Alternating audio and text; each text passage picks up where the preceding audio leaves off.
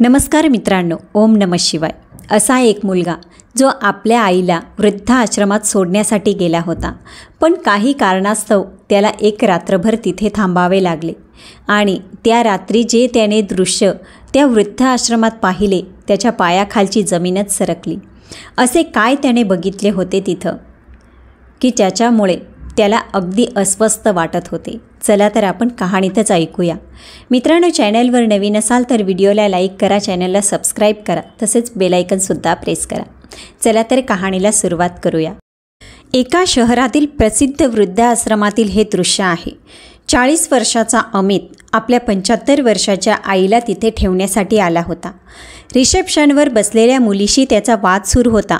बघा मॅडम, माझं म्हणणं समजून घ्या. माझ्याकडे इतका वेळ नाही की पुन्हा माझ्या आईला मी इथे आणू शकू. त्यामुळे कृपया त्यांना आजच इथे प्रवेश द्या. तुम्ही म्हणाल तर मी आत्ताच 1 लाख रुपयाचा चेक लिहून देतो. फक्त माझ्या आईला इथे ठेवा, अमित म्हणत होता. रिसेप्शनवर बसलेल्या मुलीने शांतपणे उत्तर दिलं, सर, मी तुम्हाला आधीच सांगितलं आहे की कुठल्याही परिस्थितीत तुमच्या आईला आज प्रवेश देता येणार नाही. या वृद्धाश्रमाच्या संचालिका सध्या शहराबाहेर आहेत आणि उद्या संध्याकाळपर्यंत परत येतील. त्यामुळे कृपया उद्या या आणि तुमच्या आईला सोबत घ्या. अमित मोठ्या कष्टाने राग आवरून म्हणाला, मॅडम, मी तुमचं म्हणणं समजतो, पण माझीही काही मजबुरी आहे. आम्ही फार लांबून आलो आहोत. 3 दिवसांनी माझी अमेरिकेची फ्लाईट आहे. मला अजून तयारी करायची आहे. कृपया माझ्या परिस्थितीचा विचार करा. इतक्यात अमितचा फोन वाजला. त्याच्या बॉसचा फोन होता. हॅलो. जी सर, अमित म्हणाला. पलीकडून आवाज आला, मिस्टर अमित, तुम्ही मला अजूनही डॉक्युमेंट ईमेल केले नाहीत. तुम्ही सांगितलं होतं की आज दुपारपर्यंत पाठवाल. हो सर, मी लगेच पाठवतो, अमित घाईघाईने म्हणाला. त्यावर बॉस म्हणाले, पण मिस्टर अमित, तुम्ही तुमच्या कामात इतके निष्काळजी कसे होऊ शकता. नाही सर, खरं तर मी अडचणीत होतो. मी आत्ताच तुम्हाला. अमित काहीतरी सांगणार तितक्यात फोन कट झाला.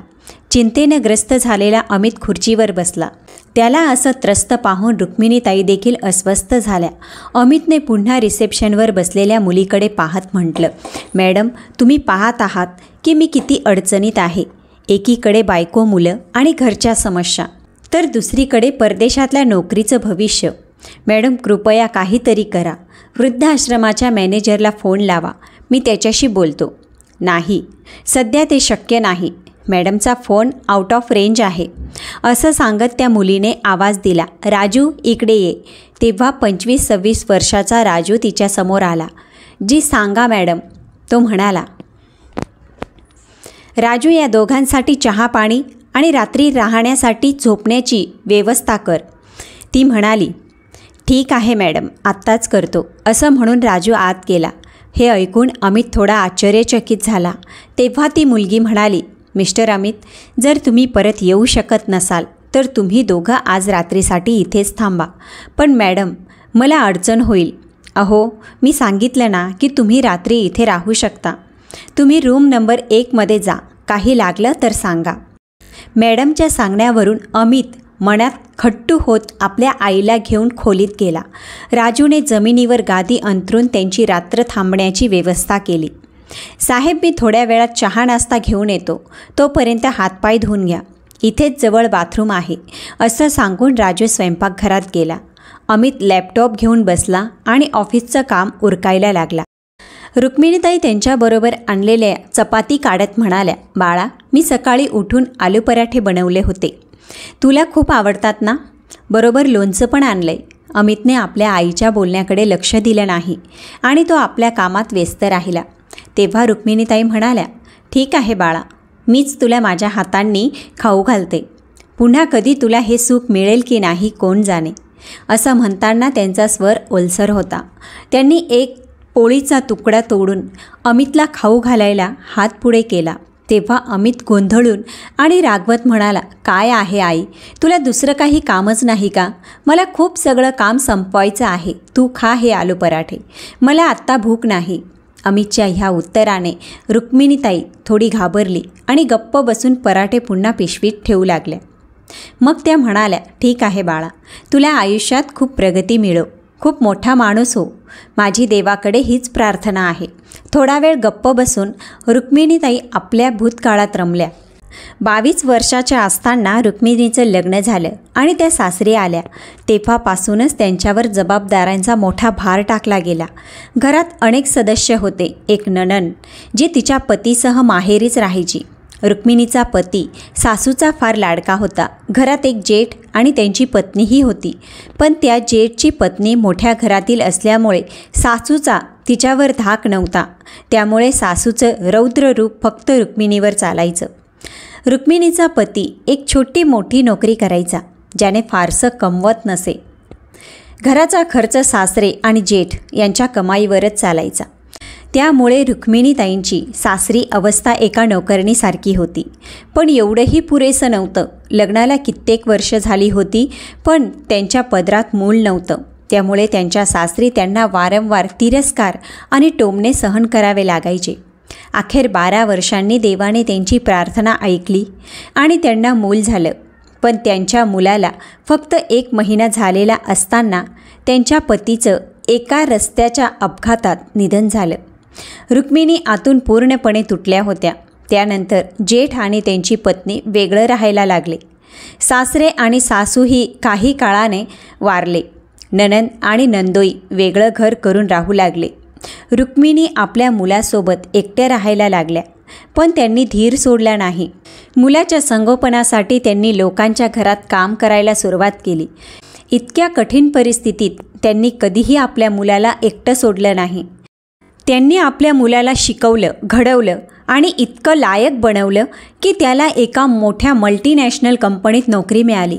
त्यानंतर अमितची भेट नॅन्सी नावाच्या मुलीशी झाली. दोघे एकमेकांकडे आकर्षित झाले आणि त्यांनी लग्नाचा निर्णय घेतला. नॅन्सी मॉडर्न विचारांची मुलगी होती. तिला घरकाम अजिबात आवडत नव्हतं. घरातील सर्व काम रुक्मिणीताईच करायच्या. नॅन्सीचा दिवस फिरायला जाणं, मैत्रिणींबरोबर शॉपिंग करणं किंवा आईवडिलांच्या घरी जाण्यातच जायचा. आणि कधी घरात राहिली तर मैत्रिणी तिच्या घरी येऊन बसायच्या. हे सगळं रुक्मिणीताईंना अजिबात आवडत नव्हतं. पण त्या कुणाकडे बोलू शकत नव्हत्या. जर सुनबाईला काही सांगायला गेलं तर ती सरळ उत्तर द्यायची. अमित तर पत्नीच्या प्रेमात पडलेला होता. त्यामुळे आयुष्य जसं चाललं होतं तसंच चालू राहिलं. अमित आणि नॅन्सीचं लग्न होऊन आता 12 वर्ष झाली. रुक्मिणीचे 2 नातू होते. एक 10 वर्षाचा आणि दुसरा 8 वर्षाचा. नॅन्सीचे आईवडील अमेरिकेत शिफ्ट झाले होते. आता नॅन्सीला देखील तिथे जाऊन राहायचा हट्ट सुरू केला. अमेरिकेच्या हायफाय लाईफचं आकर्षण तिला होतं. योगायोगाने अमितच्या कंपनीने त्याला परदेशात नोकरीचं ऑफर दिलं. इथल्या तिप्पट पगाराचं आमिष होतं. अमितने ते ऑफर स्वीकारलं. त्याची पत्नी नॅन्सी आणि मुलं आनंदाने नाचू लागले. अमितला त्याची आई रुक्मिणीताई यांना अमेरिकेत सोबत घेऊन जायचं होतं. पण त्यांचा विजा रिजेक्ट झाला. त्यामुळे अमित खूप अस्वस्थ झाला की आता काय करावं. त्याची पत्नी नॅन्सी मात्र अमेरिकेला जाण्याच्या आग्रहावर ठाम होती. तिनं सुचवलं की सध्या तरी आईला वृद्धाश्रमात पाठवू आणि 1 वर्षानंतर पुन्हा विजासाठी प्रयत्न करू. पण अमितनं विचारलं, जर पुढच्या वर्षीही विजा लागला नाही तर काय? यावर नॅन्सी म्हणाली, अरे त्यात काय झालं? खरं तर माझं म्हणणं आहे की त्यांच्यासाठी वृद्धाश्रमच योग्य आहे. त्या परदेशात जाऊन काय करतील? तुलाही आईची काळजी करत बसण्याऐवजी आपल्या आयुष्याकडे लक्ष द्यायला हवं. आता भावनिक होण्याची वेळ नाही, प्रॅक्टिकल विचार करण्याची वेळ आहे. इतकी चांगली संधी गमावू नकोस. अमितला तिची गोष्ट योग्य वाटली आणि तो रुक्मिणीताईंना वृद्धाश्रमात ठेवण्यासाठी तयार झाला. चहा बिस्किट आणला आहे. आई, राजूच्या आवाजाने रुक्मिणीताईंची तंद्री भंग झाली आणि त्या वर्तमानात आल्या. त्यांनी चहा उचलून पिण्यास सुरुवात केली आणि अमितला म्हणाल्या, अरे बाळा, किमान चहा तरी घे. अमित वैतागून म्हणाला, काय आई, मी आधीच एवढ्या त्रासात आहे आणि तुला खाण्यापिण्याची काळजी आहे. आज काम पूर्ण केलं नाही तर बॉसची झाडाझडती ऐकावी लागेल आणि इथे तर इंटरनेटची रेंज देखील नीट मिळत नाही. काय हे वृद्धाश्रमाचे नियम एकतर वृद्ध लोकांसाठी आहे तरी त्यांना ही साधी गोष्ट समजत नाही. एकतर आश्रमाची मॅनेजर कुठेतरी फिरायला गेली आहे आणि इथली मॅडम तर आमची तक्रार ऐकायलाही तयार नाही. अमित रागाने बोलत असताना दरवाजाजवळ उभ्या असलेल्या त्या मॅडमने सगळं ऐकलं. अचानक त्यांना समोर पाहून अमित गोंधळला आणि म्हणाला, अरे मी फक्त राहू द्या मिस्टर अमित, मी समजते की अशा परिस्थितीत कोणालाही चिडचिड होईल.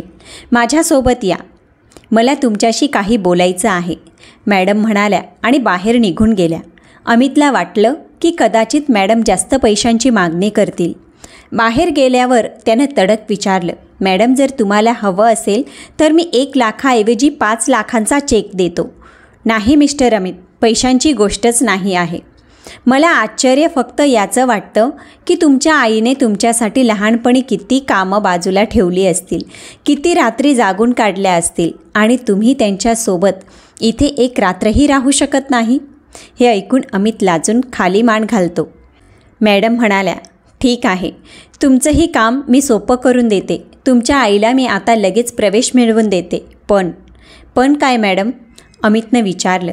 पण मिस्टर अमित, तुम्हाला माझं एक छोटंसं काम करावं लागेल. अमितने प्रश्नार्थक नजरेने त्यांच्याकडे पाहिलं. वृद्धाश्रमात रामलाल नावाचे एक ज्येष्ठ नागरिक आहेत. तुम्हाला फक्त त्यांचा नातू बनण्याचं नाटक करावं लागेल. हे ऐकून अमित थोडा चकित झाला. मग मॅडम म्हणाल्या, सुमारे 10 वर्षापूर्वी त्यांचा मुलगा त्यांना इथे ठेवून ऑस्ट्रेलियाला गेला आपल्या पत्नी आणि मुलांसोबत. तेव्हापासून आजपर्यंत ते आपल्या नातवाला भेटण्यासाठी तडफडत आहेत. त्यांना अजूनही आशा आहे की तो कधी ना कधी त्यांना भेटायला येईल. पण मिस्टर अमित, आज त्यांची प्रकृती खूप खराब आहे. मला वाटतं की आता त्यांच्याकडे फारसा वेळ शिल्लक नाही. जर शक्य असेल तर हे छोटंसं नाटक करा. त्यांच्या डोळ्यांना एक नजरभर नातवाला पाहिल्याचं समाधान मिळेल. फक्त 1 दिवसाची गोष्ट आहे. अमित म्हणाला, पण मॅडम मला त्यांच्या नातवाबद्दल काहीही माहिती नाही. त्यांचं नाव पवन आहे. बाकी तुम्हाला काहीही बोलायचं नाही. फक्त त्यांच्यासमोर थोडा वेळ राहायचं आहे. मॅडम अमितला रामलालच्या खोलीत घेऊन गेले. रामलालच्या बिछाण्याजवळ आश्रमातील त्यांच्या एक वृद्ध मित्र बसले होते. रामलाल, डॉक्टर म्हणाले, वेळच्या वेळी औषधं घेतली तर तब्येत सुधारेल, असं त्यांनी म्हटलं. त्यावर थरथरत्या आवाजात रामलाल म्हणाले, किती वेळा देवाकडे प्रार्थना केली की मला उचलून घ्या, पण मृत्यू आहे की बोलावलं तरी येत नाही. कशाला देवाच्या कानावर काहीच जात नाही. त्यांच्या अंतर्मनातील वेदना शब्दातून बाहेर पडत होत्या. ठीक आहे रामलाल, मी थोड्या वेळाने परत येतो, असं म्हणत त्यांचे मित्र तिथून निघून गेले. दरवाजाजवळ उभा असलेला अमित हे सर्व ऐकत होता. एवढ्यात मॅडम त्याला घेऊन आत आल्या. अमितने पाहिलं की पलंगावर एक अत्यंत अशक्त, हाडांचा सापळा झालेलं व्यक्तिमत्व पडलं होतं. गाल आतमध्ये गेले होते आणि त्यांची निष्प्राण डोळे जणू त्यांच्या वेदनेची कहाणी सांगत होते. मात्र त्यांच्या सावकाश येणाऱ्या जाणाऱ्या श्वासांनी त्यांना जिवंत असल्याचं दाखवलं. रामलालच्या जवळ जात मॅडम म्हणाल्या, बाबा पहा कोण आलंय तुम्हाला भेटायला. रामलालनी हळूहळू डोळे उघडले आणि म्हणाले, कोण आहे बाळा? मॅडम म्हणाल्या, पहा बाबा, तुमचा नातू पवन आला आहे. माझा पवन आला? असं म्हणत रामलालच्या डोळ्यात चमक आली. हो बाबा, तुमचा नातू ऑस्ट्रेलियाहून खास तुम्हाला भेटायला आला आहे. माझा पवन मला भेटायला आला? असं म्हणत रामलालला जणू नवीन उभारी आली.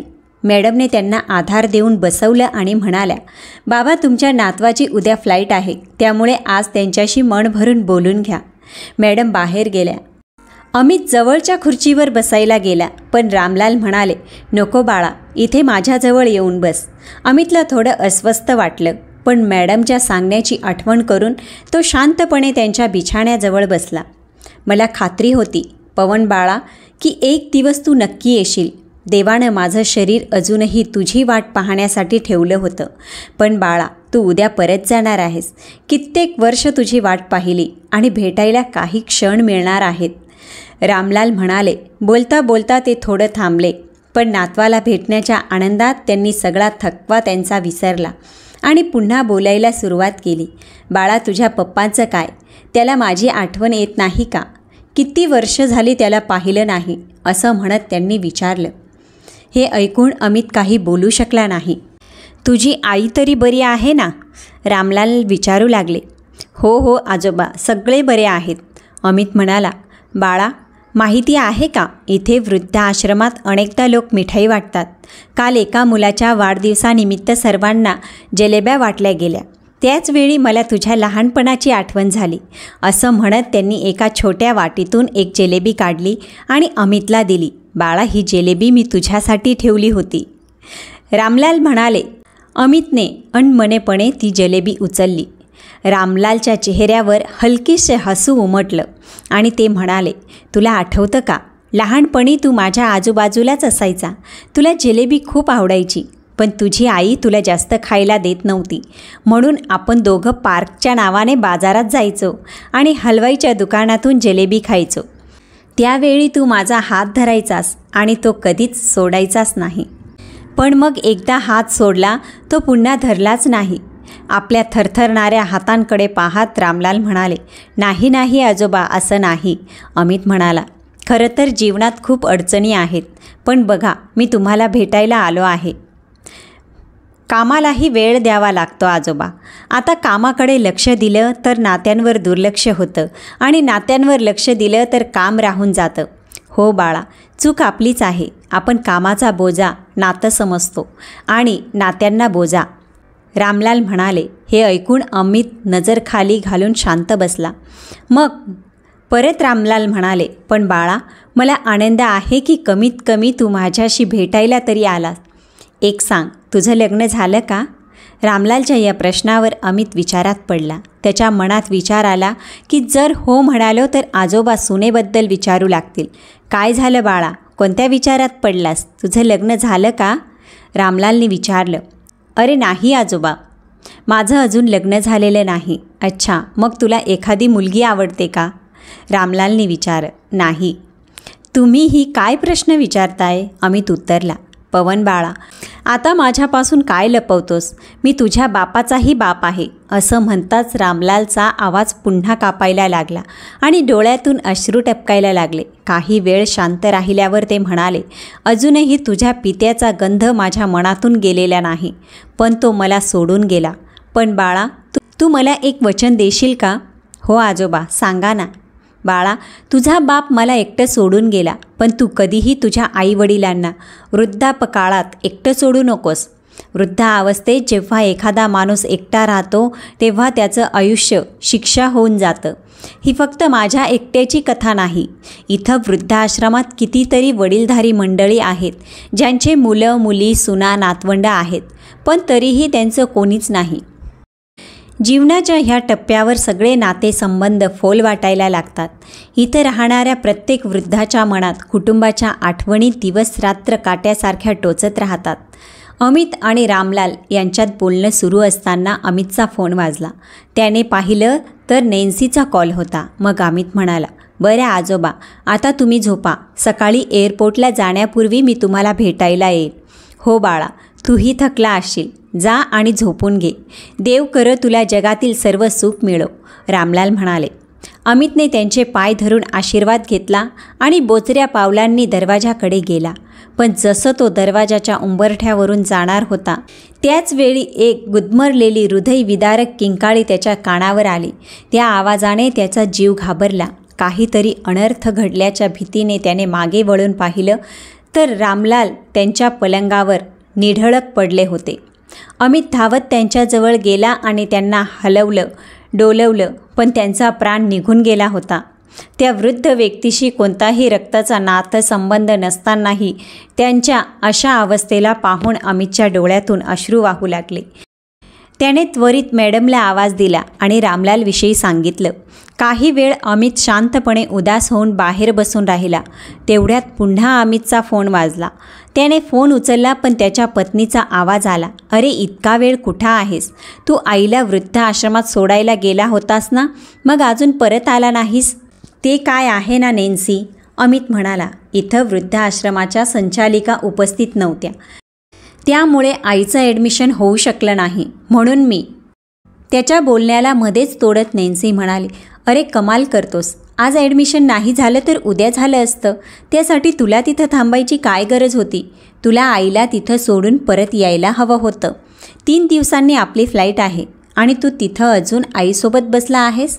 नॅन्सी, ती माझी आई आहे. मी तिला तशीच कशी सोडून येऊ? मी उद्या सकाळी लवकर निघून येईन, असं म्हणत अमितने फोन ठेवला. तो आपल्या आईच्या खोलीत गेला तेव्हा रुक्मिणीताई उदास वाटल्या. त्यांनी विचारलं, काय झालं अमित बाळा? काही त्रास होतो आहे का? इतका वेळ का लागला? काही नाही आई, बस थोडा कंटाळा आला होता म्हणून बाहेर थोडं फिरून आलो, असं अमित म्हणाला. बरं आई, मॅडमने आपल्याला हॉलमध्ये बोलवलं आहे. हॉलमध्ये कशासाठी बाळा?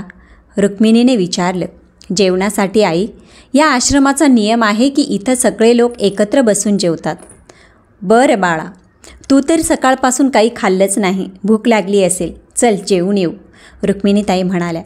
अमित आईसोबत हॉलमध्ये गेला, जिथं एका मोठ्या डायनिंग टेबलवर जेवण वाढलं होतं. एकामागून एक सगळे वृद्ध तिथं येऊन बसत होते. काही वृद्ध स्वतः चालू शकत होते तर काही वृद्ध पूर्णतः हालचाल करण्यास असमर्थ होते. वृद्धाश्रमातील कर्मचारी सेवाभावाने त्यांना जेवण वाढत होते आणि खायला घालत होते. अमित हे सगळं मोठ्या काळजीपूर्वक पाहत होता. त्या वृद्धांच्या चेहऱ्यावरून स्पष्ट जाणवत होतं की ते इथं सुखी नाहीत. जरी खाण्यापिण्याच्या सोयी उत्तम असल्या तरी आपल्या मुलांपासून दूर राहण्याचं दुःख त्यांच्या डोळ्यातून सहज दिसत होतं. अमितने फारच थोडं जेवण केलं आणि परत खोलीत जाऊन बसला.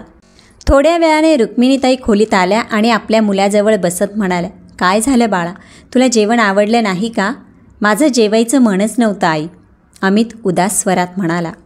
मग तो म्हणाला, आई, तुझ्याकडे जे आलू पराठे आहेत ना, ते मला खायचे आहेत. रुक्मिणीताई हलकेशा हसत आपल्या बॅगेतून आलू पराठे काढतात आणि मुलाला देत म्हणतात, माहिती आहे बाळा, जेव्हा तू लहान होतास ना तेव्हा रोज मला आलू पराठे बनवायला सांगायचास आणि जेव्हा मी बनवायचे तेव्हा म्हणायचास, आई, मला तुझ्या हाताने खाऊ घाल. तुझ्या हाताने खाल्लं की जेवणाचा स्वाद दुपटीने वाढतो. तर आजही खाऊ घाल ना आई, अमित म्हणाला. रुक्मिणी हसत त्याला आपल्या हाताने खाऊ घालू लागतात.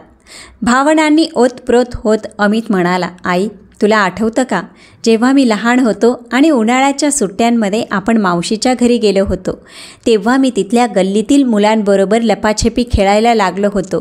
कोणी कुठं लपलं, कोणी कुठे. मीही जवळच्या गल्लीमध्ये जाऊन लपलो. थोड्या वेळात बाकी सगळे मुलं तर पळून गेली, पण मी गल्ल्यांमध्येच फिरत राहिलो. मावशीचं घर कुठं आहे ते मला कळतच नव्हतं. ही घटना आठवून रुक्मिणीताई म्हणाल्या, हो बाळा, तुला मी कुठं कुठं शोधलं नव्हतं. दुपारपासून संध्याकाळ झाली आणि संध्याकाळी रात्र झाली, पण तू कुठेच सापडला नाहीस. ज्याला 2 क्षण माझ्या नजरेपासून दूर होऊ द्यायचं नव्हतं तो मुलगा कित्येक तास गायब होता. मी वेड्यासारखी तुझा शोध गल्ली गल्लीत घेत होते. शेवटी अंधारात तू समोरून येताना दिसलास, तेव्हा कुठे माझ्या जीवाला जीव आला. हो आई, मला आठवतंय. मला पाहताच तू धावत माझ्या जवळ आलीस आणि मला आपल्या छातीशी घट्ट कवटाळून घेतलंस. किती रडली होतीस तू त्यावेळी. असं बोलता बोलता रुक्मिणीताई आणि अमितच्या डोळ्यात पाणी आलं. खूप वर्ष उलटली होती. आई आणि मुलानं अशा प्रकारे एकत्र बसून बोललं नव्हतं. अमितच्या लग्नानंतर तो फक्त आपल्या पत्नी, मुलं आणि नोकरीमध्येच व्यस्त राहिला होता. आईच्या जवळ बसायचा ना त्याच्याकडे वेळ होता ना त्याला कधी त्याची गरज वाटली होती. बोलता बोलता अमित आईच्या मांडीवर डोकं ठेवून झोपून गेला. खोलीच्या बाहेर उभ्या मॅडम खूप वेळापासून हे सगळं दृश्य शांतपणे पाहत होत्या. रुक्मिणीताई खूप वेळ अमितचं डोकं कुरवाळत राहिल्या आणि शेवटी तिथंच बसून झोपून गेल्या. सकाळी अमितचे डोळे उघडले तेव्हा 8 वाजले होते. घड्याळ पाहून तो चकित झाला.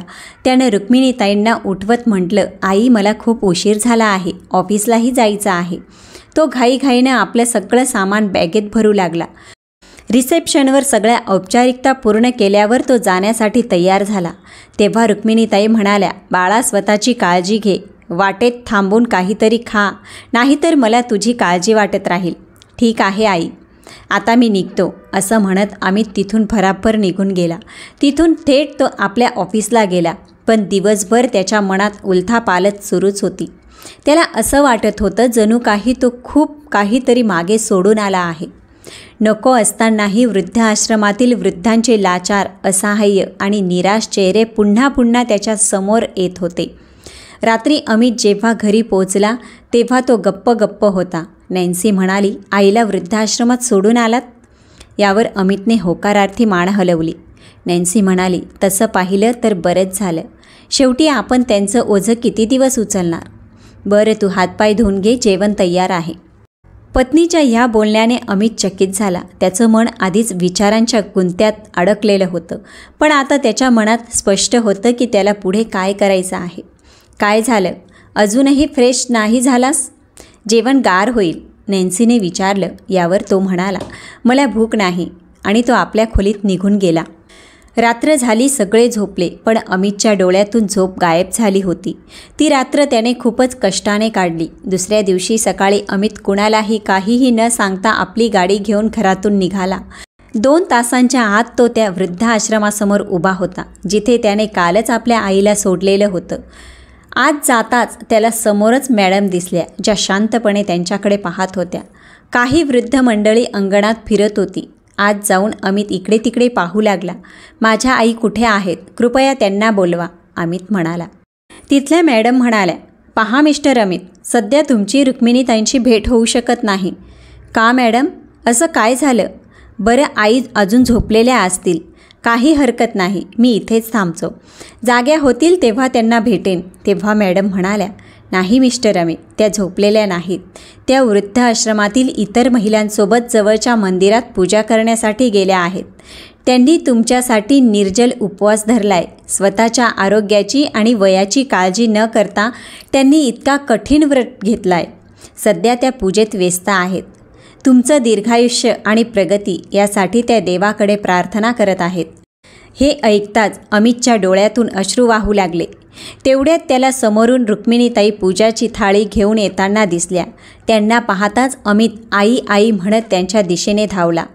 अश्रूंनी भिजलेला त्याचा तो चेहरा पाहून रुक्मिणीताईंना ती घटना आठवली, जेव्हा त्यांचा 8 वर्षाचा अमित रस्ता चुकला होता आणि आईला पाहून आई आई म्हणत तिच्याकडे धावत गेला होता.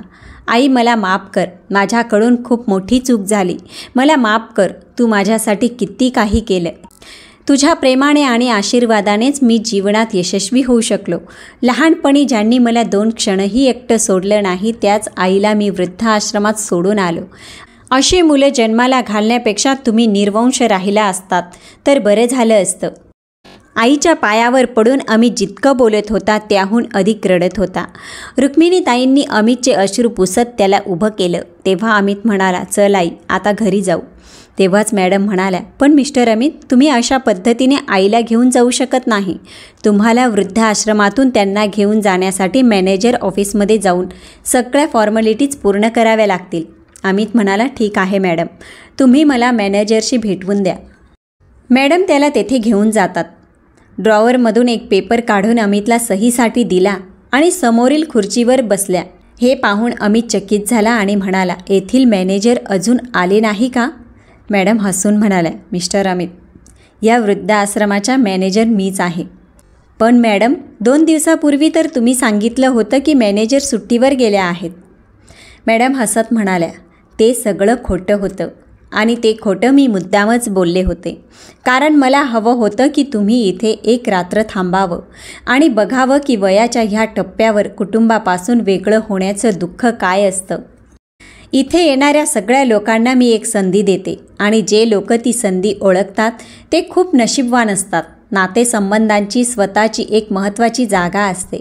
मिस्टर अमित, आई वडील आपल्या मुलांसाठी त्यांच्या जन्माआधीच त्यांचं भविष्य सुरक्षित करण्यासाठी पैसे साठवायला लागतात, पण त्या बदल्यात ते हे कधीच अपेक्षित करत नाहीत की त्यांच्या मुलांनी त्यांना वृद्धापकाळासाठी काही साठवणूक करावी. त्यांना पैशाची गरज नसते, त्यांना गरज असते त्यांच्या मुलांच्या थोड्या प्रेमाची, त्यांच्या सोबतीची, आणि जेव्हा त्यांना हे मिळतं तेव्हा त्यांचा हा कालावधीही आनंदाने जातो. हे ऐकल्यावर अमित डोळ्यात अश्रू घेऊन म्हणाला, तुमचं खूप खूप आभार मॅडम. तुम्ही माझ्यावर खूप मोठे उपकार केले आहेत. तुमचे मनापासून धन्यवाद. आईला घेऊन अमित वृद्धाश्रमाच्या गेट बाहेर निघाला. सगळे वृद्ध त्यांच्याकडे टकटकीने पाहत होते. काही वृद्ध तर त्यांना बाहेरपर्यंत सोडायला आले. ते सगळे मनात विचार करत होते की कदाचित त्यांच्या जीवनातही असा एक दिवस येईल जेव्हा त्यांचं कोणीतरी स्वतःच्या पश्चातापाने आणि आत्मग्लानीने भरून इथे येईल आणि त्यांना परत घेऊन जाईल. जसे रुक्मिणीताई आपल्या मुलासोबत गाडीत बसल्या तेव्हाच अमितच्या फोनवर कॉल आला. अरे सकाळी सकाळी मला सांगता कुठे निघून गेलात? किती वेळा फोन केला पण तुम्ही फोन उचलत नव्हता. त्याची पत्नी म्हणाली. अमित म्हणाला, मी वृद्धाश्रमातून आईला परत घेऊन घरी येत आहे. हे काय बोलत आहात? तुम्ही आईला परत आणणार आहात? त्यांना कुठे ठेवणार? आपल्याला तर परदेशात जायचं आहे ना. आणि मीच सांगते, परदेश जाण्याचा प्रोग्राम मी कधीच रद्द करणार नाही. जिथे तिला आणलं होतं तिथे परत सोडून या, नॅन्सी म्हणाली. अमित म्हणाला, अजिबात नाही. मी माझ्या आईला एकटीला अमेरिकेत सोडून जाऊ शकत नाही. तुला जायचं आहे तर तू जाऊ शकतेस, पण मी तुझ्यासोबत जाण्यासाठी माझ्या आईला सोडणार नाही. असे म्हणत अमितने फोन कट केला आणि मनाशी ठरवले, आता जरी कोणतीही परिस्थिती आली तरी तो त्याच्या आईचा हात कधीच सोडणार नाही. मित्रांनो, तुम्हाला ही कथा कशी वाटली कॉमेंटमध्ये नक्की सांगा. कथा आवडली असेल तर ओम नमः शिवाय लिहायला अजिबात विसरू नका.